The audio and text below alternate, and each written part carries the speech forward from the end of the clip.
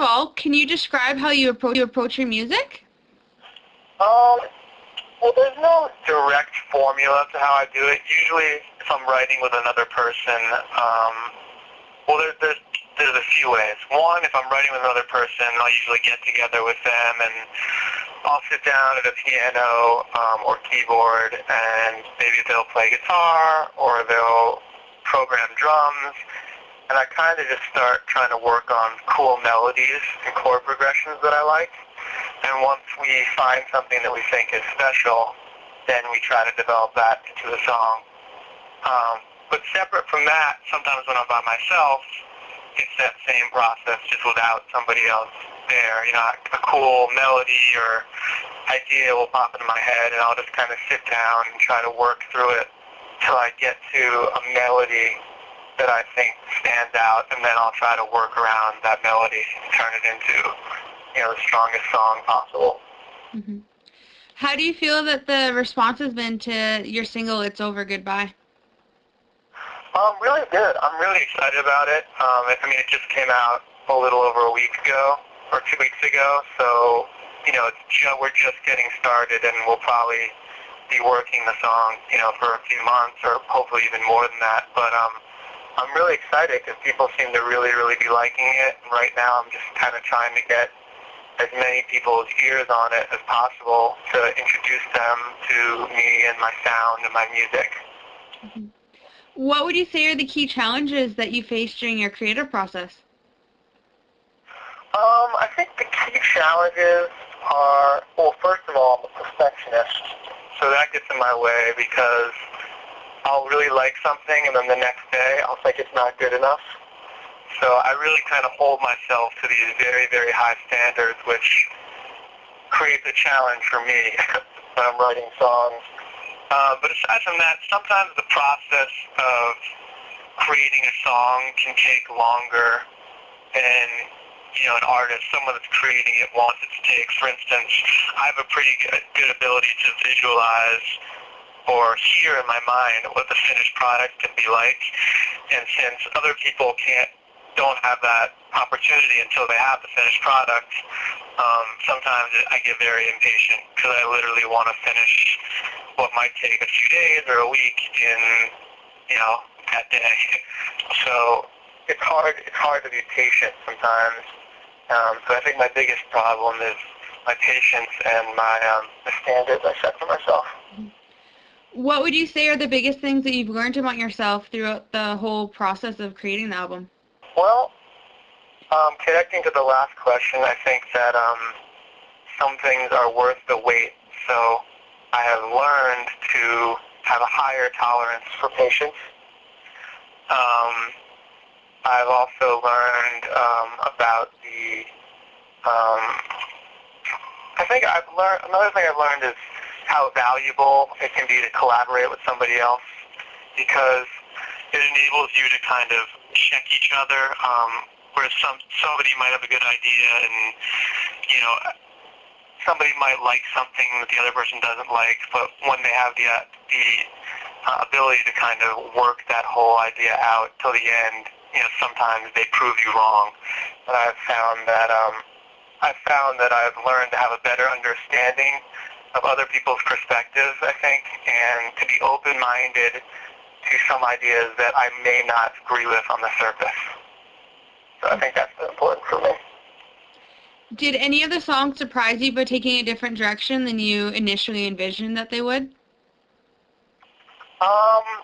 Well, there's some songs that we had to edit down from their original form in order to, you know, make them maybe a little shorter, or a little more what we thought would make them stronger. So one of the songs, Out of Breath, that I wrote, which is the title track on the album, we ended up having to shorten it down. And it's kind of an example of your last question. Like, at first I was, you know, freaking out because I was like, you know, I love this song, we got to chop it down. But by the end of it, you know, after I'd settled into the new version, you know, I look back now and say that, you know, this was the right decision.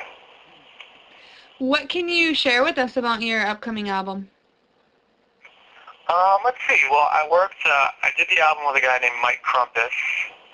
He goes by Mike K. He's actually Canadian, so shout out to your country over there. And he had worked with Nelly Furtado and Natasha Bedingfield and David Archuleta. He actually used to play guitar in Nelly Furtado's band, and I met up with him through a publishing company called Art House Entertainment, which is a company run by Cara DioGuardi and a guy named Steven Finper.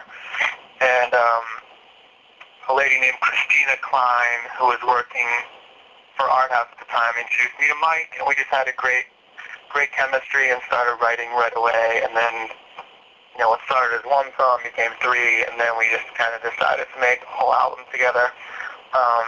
But I think it's really cool because it's got a great fusion of very strong rhythm section and really big, beat-heavy songs with, a lot of guitars, and you'll find piano on most of the tracks because I play piano on keyboards.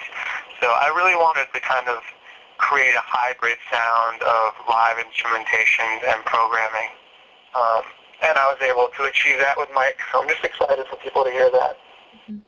What do you feel are the most significant musical moments in your life that have influenced your journey as an artist to where you are now? Wow, that's a heavy one.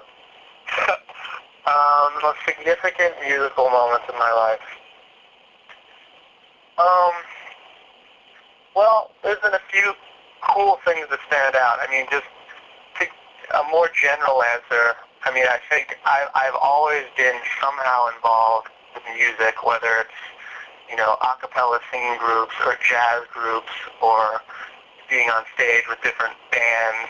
That's always been something that I've been actively involved with, just during high school, college. But one moment that stands out that was pretty cool for me is I was very influenced growing up by Brian McKnight, the R&B singer.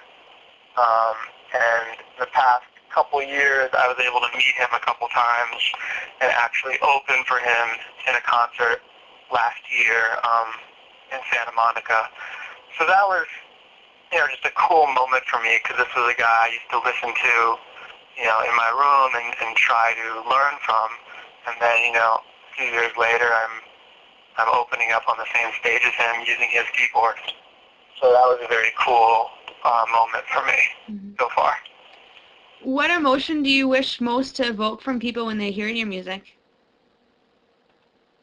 Passion. I hope that they can feel the passion that I attempt to share in my music. A lot of the songs have a lot of feeling and come from a very real place. So I would hope that a listener can, find hopefully some comfort in the songs and also can relate to, how strongly I feel about what I'm singing about. Can you describe your attraction to music? Can I describe what? Sorry? Your attraction to music. My attraction to music? It's just, music for me, it gives me a feeling. Like, I think many people in life have passions and they have things that they do that evoke certain emotions in them, whether it's, a hobby or a sport or a person.